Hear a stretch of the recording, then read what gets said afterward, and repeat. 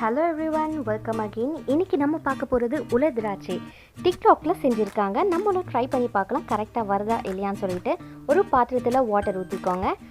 அதுக்கு மேலே ஏதாவது பிளேட் வச்சுக்கோங்க. நான் இப்போ ஸ்ட்ரெயினர் யூஸ் பண்ணல. இட்லி குக்கரில் கூட நீங்கள் அவிக்கலாம். இதை திராட்சையை நல்லா வாஷ் பண்ணிக்கலாம். மேலே மூடி போட்டு கவர் பண்ணிக்கோங்க. ஸ்டவ்வில் வச்சியாச்சு. ஒரு 10 மினிட்ஸ் அளவுக்கு நம்ம சிம்மில் வச்சுக்க போகிறோம். திராட்சையுடைய கலர் இந்த மாதிரி சேஞ்ச் ஆகியிருக்கணும். அப்போ தான் உலர் திராட்சை வரும். இதை எல்லாமே எடுத்து நம்ம இப்போ ஒரு கிளாத்தில் போட்டுக்கலாம். கிளாத்தில் போட்டு ஒரு 2 டேஸ் நீங்கள் ஃபேன் காற்றுல வச்சாலே ட்ரை ஆகிடும். நான் நைட் தான் செஞ்சேன், அதனால் ஃபேன் கூட போடாமல் அப்படியே லைட்டாக நான் ஸ்ப்ரெட் பண்ணி விட்டுட்டேன். மறுநாள் தான் நான் வெயிலில் வச்சேன், இந்த மாதிரி ஒரு நெட் கிளாத் போட்டு. அண்ட் 2 டேஸ் கழித்து பார்த்தா சூப்பரான உலர் திராட்சை நமக்கு ரெடி ஆகிடுச்சு.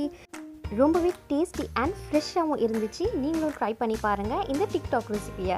தேங்க்யூ ஃபார் வாட்சிங் and subscribe for more recipes.